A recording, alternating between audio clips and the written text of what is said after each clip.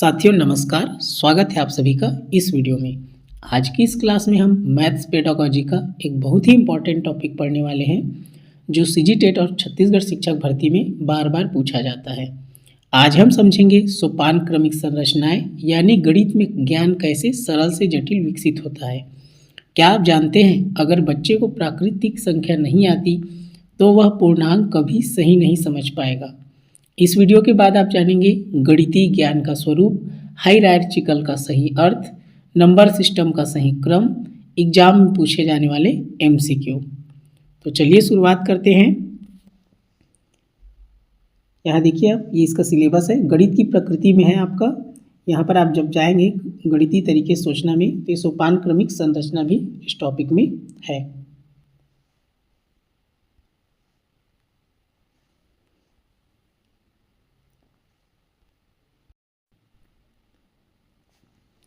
सोपान क्रमिक संरचना क्या है? गणितीय अवधारणाएं सरल से जटिल क्रम में विकसित होती है। एक नई अवधारणा पहले सीखी गई अवधारणा पर आधारित होती है। इसे ही सोपान क्रम कहते हैं। इंग्लिश नाम भी याद रखेंगे। आपको किसको याद रखना है सोपान क्रम में? एग्जाम में कैसे पूछ देगा आपको, आप समझे, सरल से जटिल की ओर, इसको याद रखना है। पहले एक नई अवधारणा, नया अवधारणा किस पर आधारित होता है? पूर्व ज्ञान पर, पहले सीखी गई अवधारणा पर आधारित होता है। तो एग्जाम फैक्ट को आपको याद रखना है।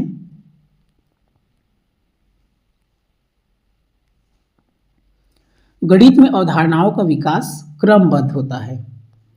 संख्या पद्धति में सोपान क्रम।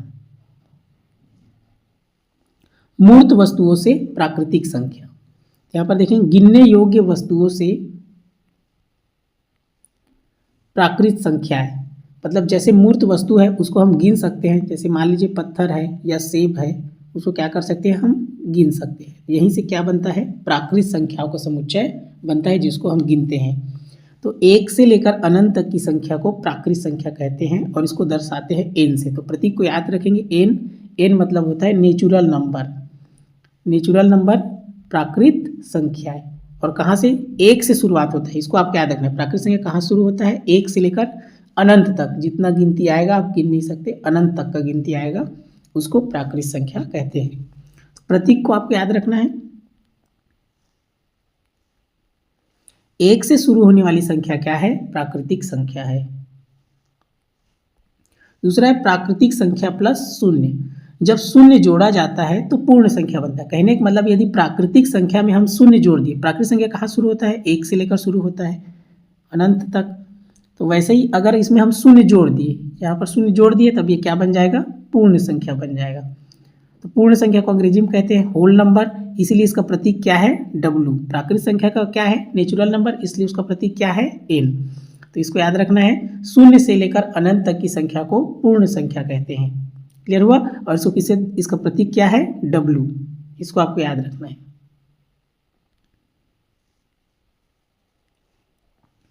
शून्य सहित संख्याएं पूर्ण संख्या है। अगला देखिए, धनात्मक प्लस ऋणात्मक संख्याएं। अब यहां पर देखेंगे पूर्ण संख्याओं में ऋणात्मक संख्याएं जोड़ने पर क्या बनता है? पूर्णांक बनता है। अब पूर्ण संख्या है, जैसे ये पूर्ण संख्या अब हो गया, पहले प्राकृत संख्या आया इस प्रकार, फिर उसमें शून्य जोड़ दिए, पूर्ण संख्या बना। अब इसमें ऋणात्मक संख्या जोड़ेंगे तो ऋणात्मक संख्या क्या होता है? जैसे ये ऋण 1, ऋण 2, इस प्रकार। तो इसको जोड़ देंगे तब ये क्या बन गया? पूर्णांक बन गया। क्लियर हुआ? इस प्रकार देख सकते हैं। और इसको अंग्रेजी में कहते हैं इंटीजर नंबर, लेकिन इसको दर्शाते हैं जेड से। इसको याद रखेंगे, थोड़ा अलग है। जैसे नेचुरल नंबर तो एन हो गया प्राकृतिक संख्या, पूर्ण संख्या होल नंबर W हो गया, लेकिन पूर्णांक को कहते हैं इंटीजर नंबर, लेकिन आई से दर्शाना चाहिए, लेकिन इसको दर्शाते हैं जेड से। तो इसको याद रखना, पूर्णांक को किससे दर्शाते हैं? जेड से। तो शून्य सहित धनात्मक संख्या और ऋणात्मक संख्याओं के समुच्चय को क्या कहते हैं? पूर्णांक संख्या कहते हैं। इसको आपको याद रखना है। ऋणात्मक संख्या किसमें होती है? तो किसमें होती है? पूर्णांक में। ये सब एग्जाम फैक्ट है, इसको आपको याद रखना है। भिन्न और दशमलव का समावेश। पूर्णांकों में भिन्न या दशमलव जोड़ने पर परिमेय संख्या बनती है। अब यहाँ पर देखेंगे, जैसे आपका पूर्णांक हमने देखा, ये शून्य देखा, 1, 2, इस प्रकार, इधर -1, -2, इस प्रकार। अब इसमें हम भिन्न या दशमलव जोड़ देंगे। तो मान लीजिए जैसे 1 है, अब 1 में हमने क्या जोड़ दिया? 1/2 ये भिन्न है, तो इसको जोड़ देंगे तो ये हो जाएगा 2 एकम 2 और 1 जुड़ता है 2 1 3/2। ये क्या बन गया आपका परिमेय संख्या बन गया। समझ में आया। और याद रखेंगे जो पूर्णांक संख्या होता है वो अपने आप में परिमेय संख्या होता है, क्योंकि यहाँ पर ध्यान देंगे ये हो गया आपका परिमेय संख्या। जैसे ये पूर्णांक है, शून्य है, तो शून्य भी अपने आप में परिमेय संख्या है क्योंकि उसके नीचे में 1 होता है। क्लियर हुआ। तो ये हो गया। अब जैसे आपका -1 है, तो ये भी क्या है परिमेय संख्या क्योंकि नीचे में 1 होता है। -2 है, ये भी परिमेय संख्या है, नीचे में 1 होता है। बस आपको ध्यान देना है नीचे में शून्य नहीं होना चाहिए, हर में शून्य नहीं होना चाहिए। जैसे मान लिखा है 2/0, तो ये परिमेय संख्या नहीं हो सकता किसी भी, मतलब हर में अगर 0 रहेगा, नीचे में शून्य है, मतलब वो परिमेय संख्या नहीं है। क्लियर है। इतना आपको याद रखना है, क्योंकि शून्य से किसी भी संख्या को भाग दोगे तो क्या हो जाता है आपका अनंत हो जाता है। क्लियर हुआ। अगर ऊपर में शून्य है और नीचे में जैसे 2 है या केवल शून्य है तो ये परिमेय संख्या है। याद रखें, क्योंकि केवल शून्य है तो नीचे में 1 होता है, लेकिन अगर नीचे में शून्य आ गया मतलब वो परिमेय संख्या नहीं है। तो इसको आपको याद रखना है। अब इसको भी देखिए, इसका प्रतीक को परिमेय संख्या कहते हैं अंग्रेजी में रेशनल नंबर, लेकिन इसका प्रतीक क्या है क्यों है। तो इसको याद रखना है। पूर्णांक को किससे दर्शाते हैं आपका जेड से और परिमेय संख्या को क्यू से। प्राकृत संख्या को एन से, पूर्ण संख्या को डब्ल्यू से, पूर्णांक को जेड से और परिमेय संख्या को क्यू से। यहाँ पर जैसे इसमें लिखा है दशमलव जोड़ने पर, तो आप दशमलव भी जैसे ऐसे लिख दिए, ये मान ले 2.1 कर दिए, 2 था, 2 में 2 को 2.1 कर दिए, तो ये भी क्या बन जाएगा आपका यहाँ पर परिमेय संख्या बन जाएगा। जैसे ये हम दशमलव हटाते हैं तो दशमलव बदले 1 लिखते हैं, एक संख्या तो 1 शून्य, 21/10, तो ये क्या बन गया परिमेय संख्या बन गया। यहाँ पर देखिए 1/2 ऋण 3/4 क्या है परिमेय संख्या है। सोपान क्रम का क्रम एग्जाम में सीधा पूछा जाता है, तो इस क्रम को आपको याद रखना है, बहुत ही इंपॉर्टेंट है, इसको नोट कर लीजिए। तो सबसे पहले क्या आएगा आपका n नेचुरल नंबर, ये समुच्चय है इसका। n के बाद क्या आएगा होल नंबर w पूर्ण संख्या, उसके बाद क्या आएगा पूर्णांक संख्या, उसको z से दर्शाते हैं। उसके बाद क्या आएगा आपका परिमेय संख्या, उसको q से दर्शाते हैं। क्रम को आपको याद रखना है, पहले प्राकृत, फिर पूर्ण संख्या, फिर पूर्णांक संख्या, उसके बाद परिमेय संख्या। क्रम को आपको याद रखना है, बहुत ही इंपॉर्टेंट है। इस प्रकार चित्र से आप इसको समझ सकते हैं। देखिए पहले प्राकृत संख्या, फिर पूर्ण संख्या, उसके बाद पूर्णांक संख्या, फिर आपका कौन सा है परिमेय संख्या। यहाँ पर देखेंगे, यहाँ पर सबसे छोटा समुच्चय कौन है n, सबसे पहले मतलब ये सबसे छोटा, और सबसे बड़ा कौन है यहाँ पर इन चारों में कौन है q सबसे बड़ा है। तो यहाँ पर इसको याद रखना है, सबसे छोटा है n और सबसे बड़ा है q, मतलब सबसे छोटा प्राकृत संख्या, सबसे बड़ा परिमेय संख्या। इसको आपको याद रखना है। शिक्षा से संबंधित महत्वपूर्ण बिंदु, यदि छात्र को प्राकृतिक संख्या नहीं आती तो पूर्ण संख्या या पूर्णांक समझना कठिन होगा, इसलिए शिक्षक को क्रम का पालन करना चाहिए। तो सबसे पहले प्राकृत संख्या सिखाएंगे, क्रम से सिखाएंगे तो बच्चा आसानी से सीखेगा। पहले प्राकृत संख्या बताएंगे, फिर उसमें शून्य जोड़ देंगे तो पूर्ण संख्या आएगा, ऐसे करके क्रम से उसको बताते जाना है। फिर उसके बाद पूर्णांक, उसके बाद परिमेय। गणित में गलत क्रम से पढ़ाने का परिणाम भ्रम या गलत समझ। यहाँ पर उदाहरण देखिए, ये बहुत ही इंपॉर्टेंट है, इसको आपको याद रखना है। ये देखिए वर्ग, वर्ग किसका रूप है आयत का विशेष रूप है, इसको याद रखेंगे, बहुत ही इंपॉर्टेंट है। वर्ग आयत का विशेष रूप है और आयत समांतर चतुर्भुज का विशेष रूप है। क्लियर हुआ। वर्ग आयत का विशेष रूप है और आयत समांतर चतुर्भुज का विशेष रूप है, इसको तो नोट कर लेंगे।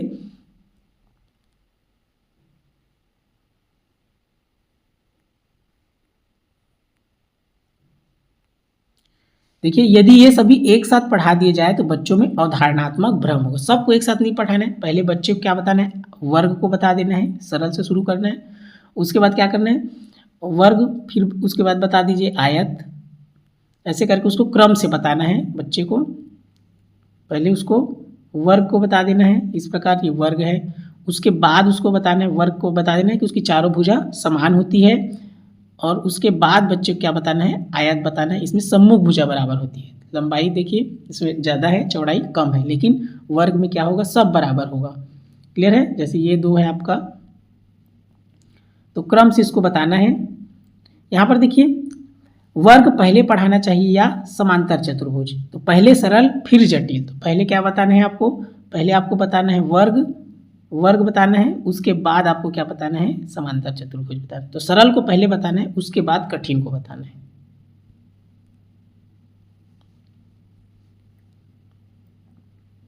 देखिए यहाँ परीक्षा में पूछे जाने वाले संभावित प्रश्न। तो देखिए गणितीय ज्ञान का स्वरूप कैसा होता है? तो ये होता है आपका सोपान क्रमिक। हायरार्चिकल स्ट्रक्चर का अर्थ ये हो गया पूर्व ज्ञान पर आधारित नया ज्ञान। संख्या पद्धति का सही क्रम पहले n फिर w उसके बाद z उसके बाद q। इसको आपको याद रखना है।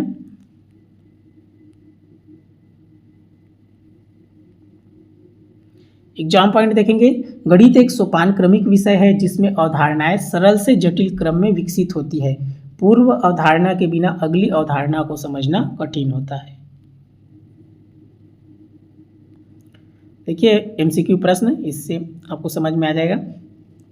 गणित में अवधारणाओं का विकास सामान्यतः किस क्रम में होता है? तो जटिल से सरल, सरल से जटिल, असंबंधित, आकस्मिक। तो अभी पढ़े क्या होता है? सरल से जटिल। इसका सही उत्तर है ऑप्शन बी।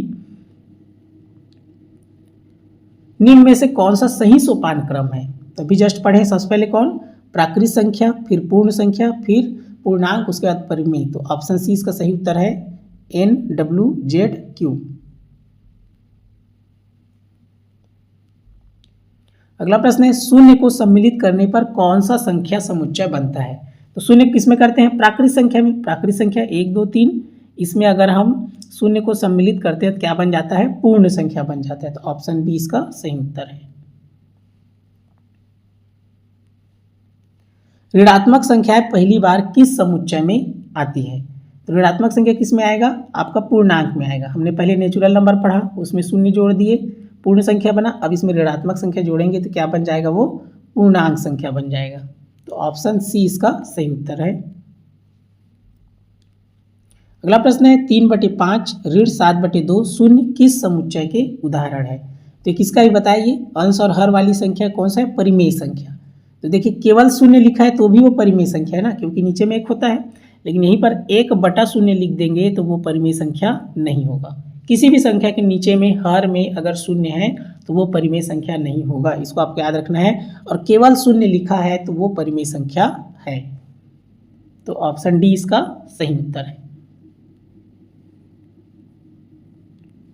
अगला प्रश्न है सोपान क्रमिक संरचना का मुख्य आधार क्या है? अभ्यास, रटना, पूर्व ज्ञान, मूल्यांकन। तो ऑप्शन सी इसका सही उत्तर है पूर्व ज्ञान। यदि विद्यार्थी प्राकृतिक संख्याएं नहीं समझता तो उसे सबसे अधिक कठिनाई होगी पूर्णांक समझने में, जोड़ समझने में, गिनती समझने में, मापा समझ में। इसका सही उत्तर है पूर्णांक समझने में। निम्न में से कौन सा कथन सही है? सभी अवधारणाएं स्वतंत्र होती है, गणित में कोई क्रम नहीं होता, नई अवधारणा पूर्व अवधारणा पर आधारित होती है। तो यह ऑप्शन सी इसका सही उत्तर है। नई अवधारणा पूर्व अवधारणा पर आधारित होती है। अगला प्रश्न है वर्ग किसका स्वरूप है? मोस्ट इंपॉर्टेंट है, इसको आपको याद रखना है। तो वर्ग क्या है? एक विशेष प्रकार का क्या है? आयत है। तो ऑप्शन सी इसका सही उत्तर है। और आयत क्या है? एक विशेष प्रकार का समांतर चतुर्भुज है। तो इसको आपको याद रखना है। अगला प्रश्न है सोपान क्रम का पालन न करने पर क्या प्रभाव पड़ता है? तो इसका उत्तर है ऑप्शन सी अवधारणात्मक भ्रम उत्पन्न होता है। अगर आप क्रम से उसको बताएंगे, पहले प्राकृत संख्या, फिर पूर्ण संख्या, फिर पूर्णांक और फिर उसके बाद परिमेय संख्या, तो बच्चा आसानी से सीख जाएगा। लेकिन उसको क्रम को आगे पीछे करेंगे तो उन्हें भ्रम की स्थिति होगी, समझने में कठिनाई होगी।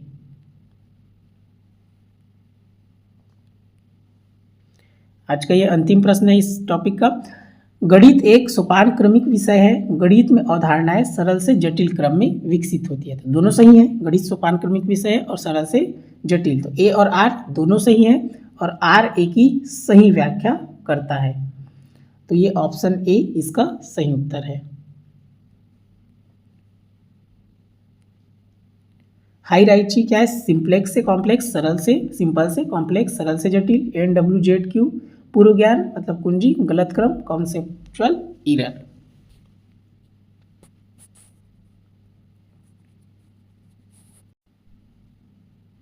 मुझे उम्मीद है आपको ये वीडियो अच्छे से समझ में आया होगा। इस प्रकार के नए वीडियो देखने के लिए चैनल से जुड़े रहिए। इस वीडियो को ध्यानपूर्वक देखने के लिए आपका दिल से धन्यवाद। इसका फ्री पीडीएफ आपको यूट्यूब के डिस्क्रिप्शन में लिंक है टेलीग्राम चैनल का, उसमें आपको फ्री पीडीएफ मिल जाएगा।